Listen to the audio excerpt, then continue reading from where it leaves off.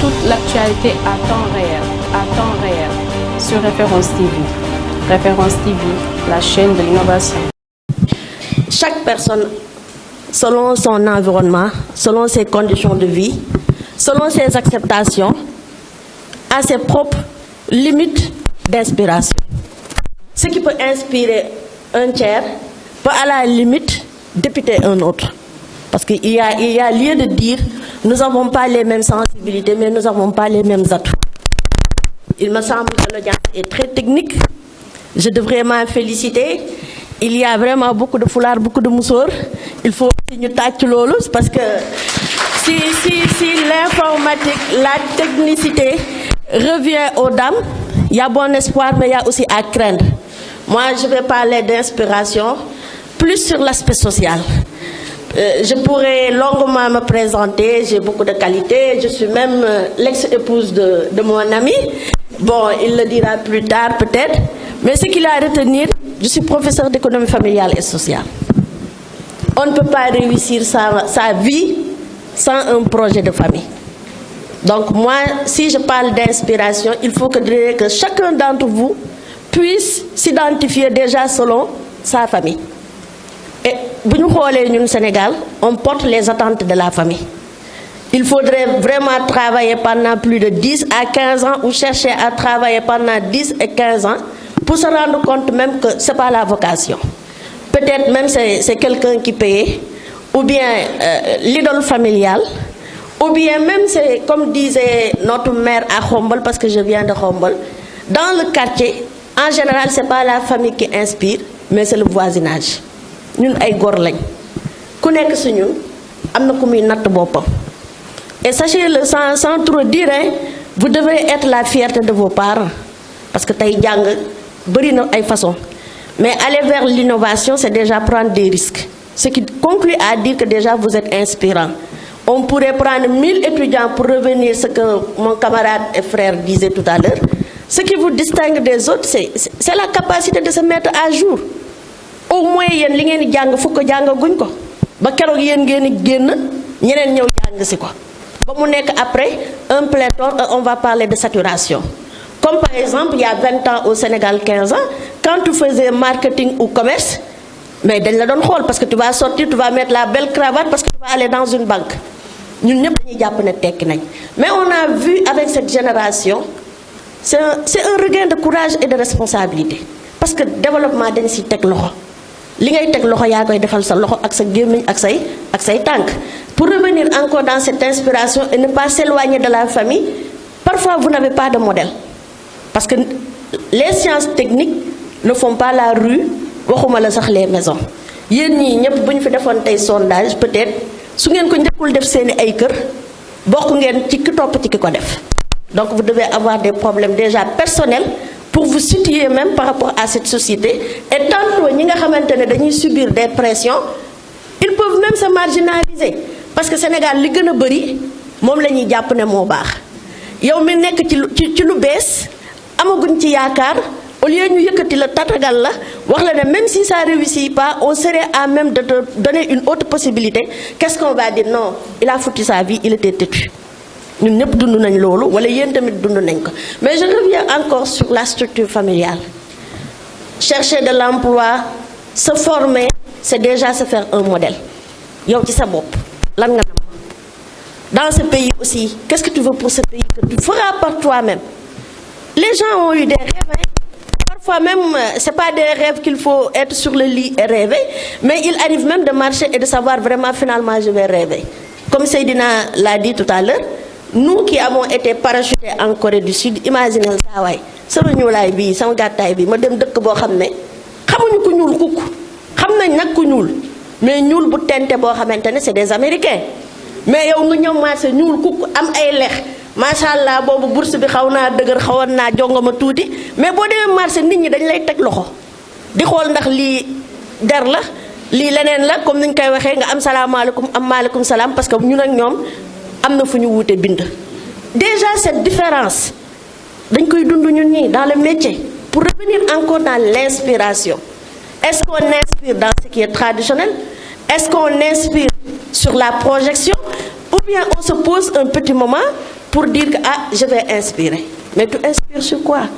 C'est incertain. Tey jii ñu ngi leen di gëmloo d'accord c'est vrai hein?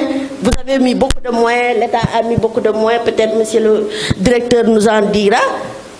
Yaakaar ñàkku ci mais yaakaar dafa métti kenn tegu ci loxo. Si tu veux inspirer koo xamante ne il n'a que son avenir devant lui, incertitude totale. Par exemple man en 2005 soo ma delluwaatoon université Cheikh Anta Diop ma taxaw ne je serais aujourd'hui à prendre un micro et parler à des jeunes, je dirais utopie. gawma ko woon. Je viens dans une foule d'université amphi bu ngand ñun ñu ñuy xaw a seetaan tuuti ni ngeen bëree nii ay jigéen de dañu doon wax ne ñun ñoo gën a modde ci fac bi parce que ñun ñooy def science. te man nag maa ci bokk naa si ñi gën a nul parce que SVT kese laa doon def dew ma sax mat MP te ñun ñoo si gënoon a nul mais ñoo ci gën a dee parce que il y a même le besoin déjà d'être orienté. Moi quand je venais je pensais faire de la biologie. Malheureusement à ma première année c'est de la des mathématiques et des sciences physiques mais duma si génn saa waaye damaa taqale woon bac bi wax tuuti tubaab génn ci SVT bi ñëw ñu ne ma dynamique des fluides pour dire li ngeen di jàng nga dem enthalpie mais de surcroît encore j'avais une vie familiale et je dois aborder dans ce sens. Monsieur le directeur, si vous le permettez, parfois on fait vraiment mention à la projection professionnelle des gens sans tenir compte que ne dañoo am ay kër te dañoo war a am ñoom ay kër ay jigéen lañ. Lu ñu gën a constaté mooy fi mu toll nii il y a même renonciation de l'être même d'être une femme parce que métier bi métier góor la milieu bi milieu góor la boo ci bëggee tekki tamit ah saa waay sama rousa bi daa fekk damaa dugg ba ci oto bi de mais xëyewu ma ko de. Je me suis levée à 5 heures du matin pour débarquer à Khombole. Il y avait évaluation. Je finis, je prends tous les moyens du bord, même s'il faut prendre un avion avec M. Der qui vient de l'aéroport, mais c'est pas possible. Et attouchement aussi, xel day jëriñ dara boo ñëwee ba Sébi Ponti xam nga ne fii dafa compliqué nga ne saa waay wàcce ma fii ma seet borom clando yi miin fii pour ñu mën maa xoolal ruq yi. Et de surcroît je me suis perdue parce que quand on parle d'ISEP, moi je connaissais la route principale de Diamniadio, je suis partie au centre. Imaginez, pour revenir encore dans l'inspiration, ñun ñi leen di naan dañ leen di inspirer sax jekkuwuñu dara ñoo gën a réer ñëpp. Seydina je l'ai connu il y a 6 ans en Corée du Sud. Entre-temps il est parti à Amsterdam. Il est revenu et il ne s'est pas encore trouvé. Kon ñun suñu neen lañ leen di inspirer, c'est juste vous dire un mot, mais il faut être courageux. Il faut être courageux pour y croire. Monsieur Dame est là, il me regarde les yeux peut-être tout fier, c'est ma sœur qui parle, mais xam na ne yëf yombul de. Il faut ñun bu ñu toogee ñu wax leen ne li ci kanam moo gën a métti. C'est confortable d'être étudiant. Loolu nañ leen ko wax nag. Bourse bi xaw naa am dara de. Di nga ci mën a jënd col gu rafet. Même bu ci maquillage xajul comme man ni ma def nii soigner la mise, mais di nga yor dara parce que kër ga sa suñ la dara. Pour certains. Et il faut dire aussi comme li ma waxoon ci sànq bari ngeen ay kër yu ngeen jugee mais am na ñoo xam ne ci yéen li ñu leen teg ci yaakaar kese mën naa yàq jàng li ñu leen teg ci yaakaar tekki leen mën naa yàq jàng bu la ko famille bi waxul yow ci sa bopp sa environnement familial ak sa bëgg dara moo lay pousser même si c'était une formation à faire en 5 ans non il faut kër gi am dépense de tu vas l'écourter. Inspirer veut dire finir son plan de carrière. Mais si tu n'achèves pas le plan de carrière, comment on peut inspirer? Qui nga jàkkaarloo ton vis-à-vis, qu'est-ce qu'il va dire? Mais déjà, il a raté sa vie. Comment donc man, il peut m'inspirer? Maintenant, pour revenir encore, c'est essentiel. Moi, instant bi, c'est le meilleur âge pour réussir sa vie. Parce que vous avez le temps de vous concentrer. Vous avez le temps de vous faire des dessins. Même si ce sera des dessins à améliorer. Am na ñu commencé tey sëñ bi lu mu wax lu compliqué loolu tey boo ma ko bëggoon def loo xam naa mën naa laa jox support yu bari waaye man mënuma ko kon xam nga ne njàng mi ngeen di jàng raw nañu fuuf et parfois on épouse même des complexes par rapport à notre âge et à notre déphasage. Moi quand je fais des panels et autres j'aime bien situer ma personne. Il y a 25 ans mes parents étaient de brillants intellectuels. Ma mère même elle osait, elle était syndicaliste. Mais su ma leen waxee dëgg tey sama yaay ak sama papa c'est les dernières personnes yoo xamante ne on les croit même ñu demoon école tey ci kër gi. Pourquoi? Parce qu'il y a l'avènement du téléphone. Mon père presque qui a fait le tour du monde, il ne sait pas vraiment utiliser TikTok ni autre chose. Qu'est-ce qu'il peut? C'est parfois sa femme qui oriente un peu parce que jigéen ñee gën a fin. Elle a Phoenix xaw ma nu ñu koy waxee pour actualité bi moo ko naan waaye yow dégg nga lii dégg nga laa te yow buñ la ko yónnee tu vas te rendre compte quand même elle a reçu fake news. Ce qui veut dire ñun mag ñi waxuñ leen ko mais yéen a ñu raw nit nag boo bokkut ak moom jamono te moom mu war laa teg si ji yoon pour nga yeggale sa yoon saa bu si dëgg amee mooy mag ñi ñoo waroon a amaat toute humilité ne leen yéen fu ngeen jëm ñu gunge leen. Mais naturellement, duñ leen wax loolu. Parfois, cette incompréhension va faire que, ah non, dañ leen di seetaan. Parce que lan, le projet n'inspire à personne. Parce que l'homme est né pour être confortable, même dans son domaine. Mais quand tu n'es pas confortable, Seydina lu mu doon def ni yëpp di speech di ko wax mais saa waay géntu ko de jàng na ba bëgg a dee. Gis nga grand bi daa xaw a leel sax léegi ndax njàng mi gis nga dafa xaw a leel. Pour vous dire que dans 10 ans, dans 20 ans, si je vais vous rencontrer, madame, ah, d'accord. Et je serai comme Tata qui va se plaire de dire j'ai fait des années durant au ministère. Aujourd'hui, je suis presque au bord de la retraite ou bien je suis déjà à la retraite. Mais je me maintiens parce que ma jeunesse a besoin de ça. Mais qui inspire Bobo aussi, je vais insister sur tes qualités humaines. Moi, j'ai remarqué une chose. La jeunesse sénégalaise aujourd'hui, au-delà de manquer des repères, mais il faut manquer d'humanité. Man luma gis moy ñun suñu jang bu fekk ne sax metti won na duñ nañ ko doon gëm parce que dañ doon bëri mais dañuy séddo li ñu am. Mais aujourd'hui la concurrence est telle que c'est dématérialisé même sur le téléphone, mais dans la vie aussi tout est déconnecté. Vous êtes isolés. Parfois, c'est les monstres de la génération. Manque de sympathie, manque de ubbeeku. Parfois, tellement 13 ans déjà pour avoir un baccalauréat et après aspirer à faire des études techniques, ça veut dire que vous contraignez à des temps de socialisation. Football ci koñ ba, xeex ci mbedd mi sa yaay àtte la, dem daayira, dem tour de famille, mbokk yi ñëw nga mën a saafwante ak ñoom mais loolu amu leen ko de bu dee dañuy waxtaan rek de anamu jàngi na anamu jàngi na anamu jàngi na mais finalement vous vous isolez dans la société amu leen xarit amu leen àndandoo amu leen ay soppe mais le peu que vous avez da ngeen koy économiser même pour le savoir te loolu tamit mënta inspirer nit il faut faire des erreurs et faire la somme de ces erreurs avoir la sympathie des gens pour se redresser. Ñun biñu tambalé xeyuñu rek taxaw. Moi je me rappelle ma première année à la faculté. Si toutefois j'ai réussi quelque chose, c'était par curiosité. Comme j'ai dit tantôt, moi je croyais que damay dem def biologie. Mais géologie mo fa am ak physique. J'étais perdu. On nous mettait en groupe de 12 au plus parfois 15 ci jamono yoy. Ñu génn atelier BV comme on dit biologie végétale.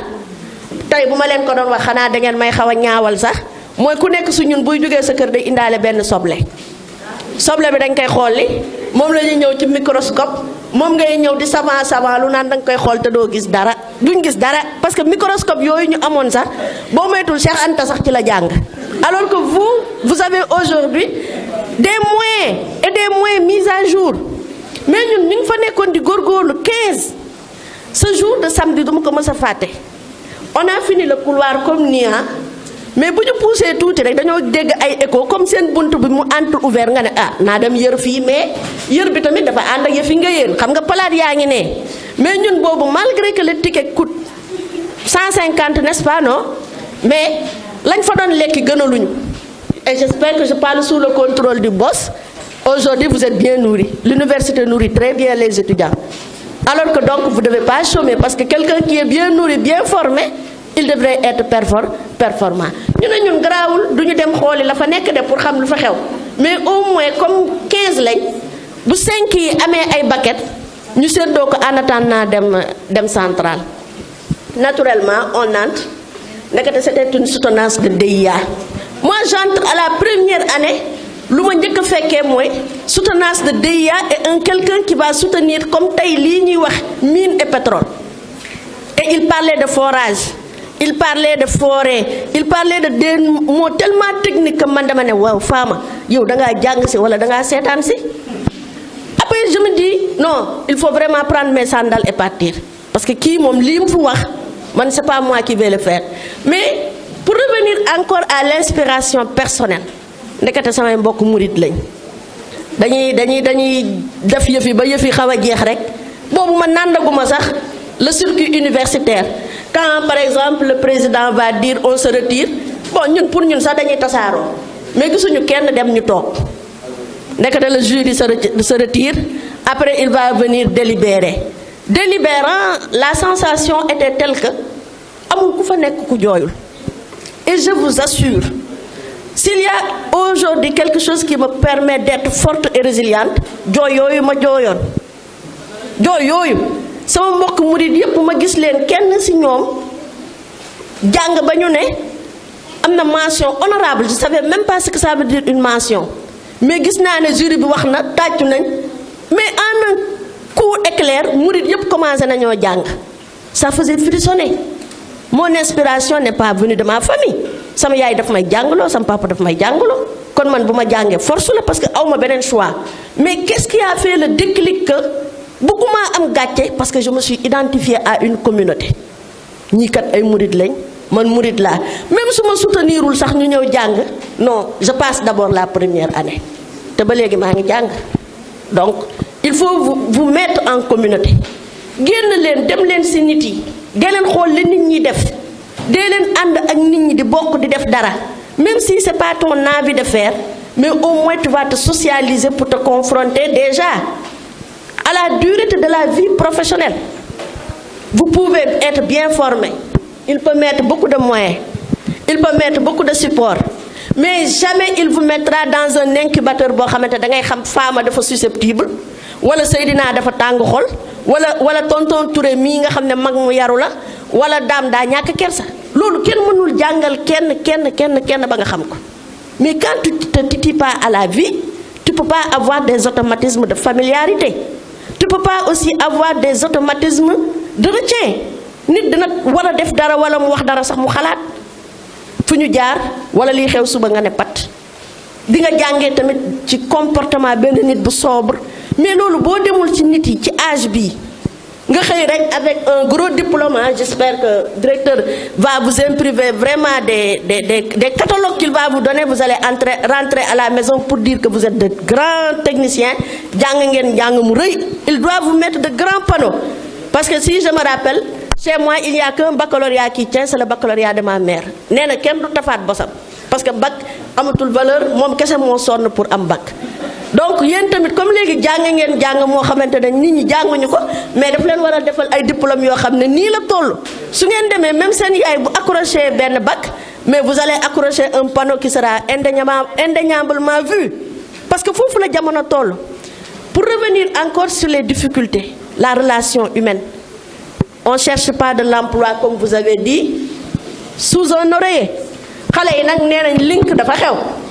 J'espère que am ngeen ay link. Am ngeen link yi? Du ngeen am link yi? Koy gaa du link. Wala? Koy gaa link la de. Wala du link bi ñu xale yi xam? Ça dit qu'il faut être positif. Créer la dynamique d'être accompagné, d'avoir la bonne information, de passer à une étape boo xam ne démb nekkoo fa woon. Te loolu lan moo la koy may? Tu te donnes les moyens de voir plus qu'on te donne. Mais voir plus aussi veut dire c'est créer la propre difficulté.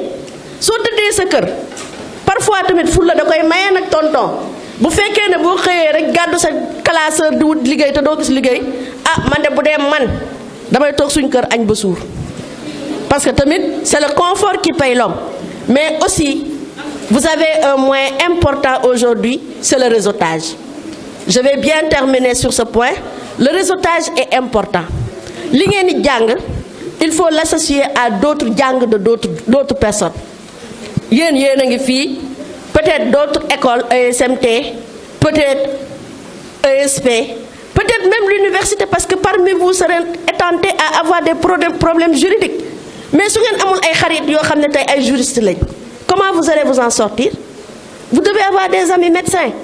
Parce que tey réew mi il faut que nit ñi toog seen kër di mën a faju. Il faut que nit ñi di mën a dox seen ay soxla grâce au téléphone.